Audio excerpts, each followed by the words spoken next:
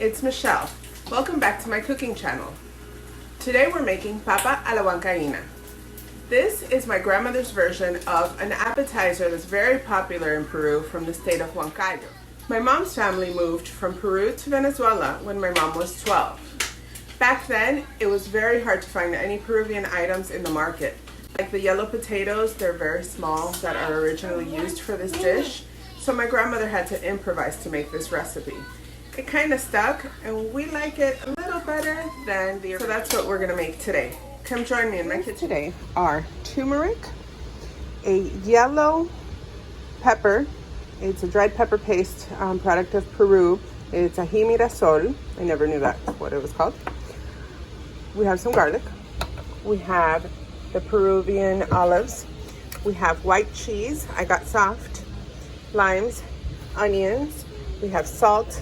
We have milk. I might add more depending on how thick the sauce gets. And lettuce, that's for the base. I also have here some potatoes boiling. I have some eggs. We're gonna use that all for the decoration of the final product. And to our boiling potatoes, I'm gonna add some salt to the boiling water. That way our potatoes are flavorful. Potatoes are boiling. I'm gonna stick this in the sink. This is a neat little strainer that lets you accumulate water to rinse like vegetables and things like that. And I'm going to wash the onion. I'm gonna fill it with water and start taking that onion juice out. And doing that one time. Then I'm going to use salt. This might seem excessive, but don't worry, we wash it off. So basically, I'm just going to wash these. This starts somewhat like a pickling process with the onions. So we're just gonna fill that with water. And now we're gonna drain and rinse off all that salt from the onions. Make sure to get it all out. They're nice and soft.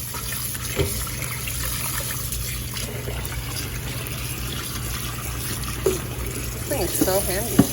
I got it on Amazon.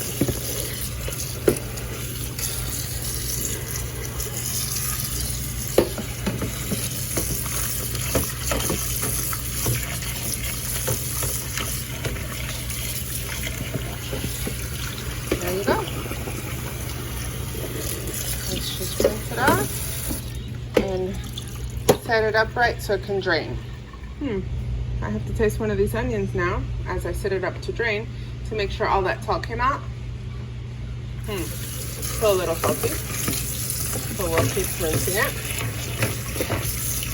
It's okay if it has salt left over because we are going to pickle this in lemon juice or lime juice, whatever you have available, and oil. You can add salt to that, but if it still has some salt from the salt that we rinsed it with, then you don't need to do that. That's better. And also when you're using the oil, make sure. So now I put a lemon and a half because they were very juicy. I didn't like the limes that I had, so I used the lemons instead. So I'm gonna put that. That's enough. So I'm just gonna stir it up, let the lemon pickle the onions. That way you don't have that sharp taste of the onion. This softens it up. Then to this, I'm going to add a little bit of vegetable oil. It should be vegetable oil because you don't want any sharp contrasting flavors like from olive oil or something like that to clash with your sauce. And as these pickle down, the lemon is going to cause the onion to release some of its juices as well. So there's going to be a lot more liquid in here. Potatoes are ready, so I set them onto plates just like this to cool down, and I peeled the eggs. I used 6 eggs out of all the ones that I had to boil, but I'm gonna cut them into quarters, and once we start the final decorations, then I'll know exactly how many we'll use.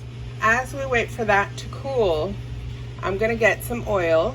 I have it over medium heat right now, and it should be getting warm. Yeah, it looks like it's getting warm. And I'm gonna put maybe half a teaspoon of turmeric. We are gonna cook the turmeric in the oil, being careful not to burn it. If you burn it, it's gonna have a bitter taste, and you don't want any of that near your sauce.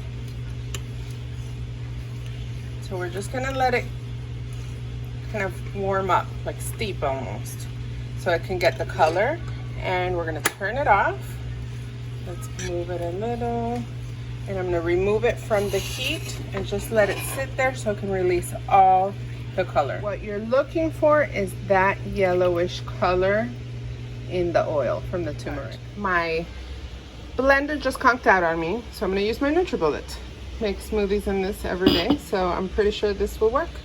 I have half of the cheese. You don't want to put all of it, especially since I'm using a NutriBullet and have no idea how this is going to work now. I used half of the milk also. I'm going to put a teaspoon of salt, and I'm going to slowly add my yellow oil. So here's the oil. You want to leave all that sediment from the turmeric inside of the pan and pour just that yellow oil into your mix. Some of it is bound to get in there, which is fine. You just don't want too much. We're gonna start with this much, and then we'll see how it goes. Close the lid nice and tight. Let's see. Great, guys. I just added a little bit more of the oil just because I didn't want to just leave it there. But that's a great, it's kind of thin, but that's a great start. Remember, we still have half of this cheese left. So I'm going to just grab the cheese in my hand so I don't send it to the floor. Can't use it if it's on the floor. And I'll close it back up and spare you from the noise. Actually, before I let it go again, I'm gonna put some of this yellow pepper paste. This is what gives it that signature taste. Now that I let it go the second time, it looks kind of thick to me. This NutriBullet is amazing, by the way. This is so smooth. I just basically let it do its thing until it stopped shaking. I'm gonna put some more milk.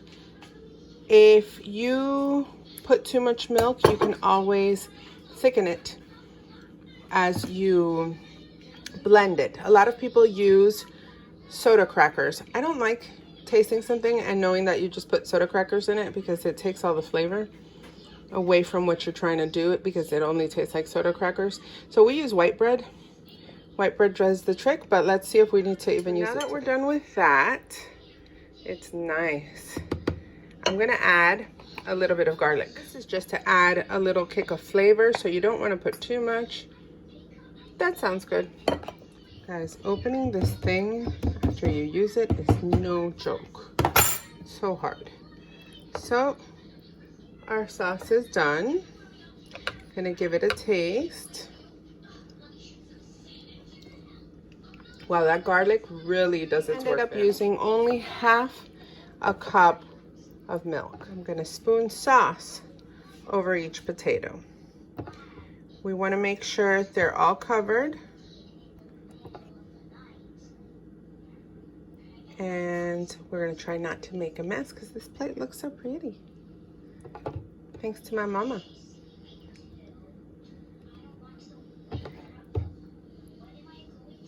Here, the sauce will start thickening up more as we let it sit. So we're gonna just decorate with some black olives. These are the Peruvian black olives. And we're just gonna put them around. On top of that, we're going to put the eggs. Just make it look pretty. I think I just ruined it, but you know, hey. My mom's really good at this. She's the one that set up the lettuce.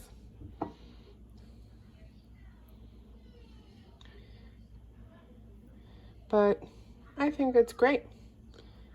Let's put a really big one here. So basically, it's just while you serve yourself, you want to get a little bit of everything in your plate. So here's my plate, guys. So basically, these onions are done. They're nice and pickled. And see how much juice they have in there. Typically, the Peruvians would add some red hot peppers called rocoto. They'd slice it up very thin and add it to this. It's very hard to find them here, but also nobody here would eat them.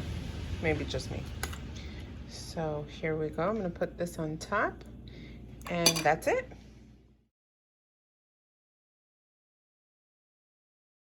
So I'm gonna taste this masterpiece of an appetizer. I'm gonna get some onions, and I'm gonna get the potato. It's so good. Guys, that sauce is nice and creamy. You can taste that yellow pepper, but it's not too strong. You can taste the garlic, just giving it a flavor in there. It's not the forefront. These olives are amazing, nice and salty. I'm gonna finish the whole thing. I sure did eat that all fast. All right, guys, thanks for joining me to cook this amazing dish. Can you imagine walking up, watch it fall, walking into a party or something with something that looks so beautiful? I mean, come on.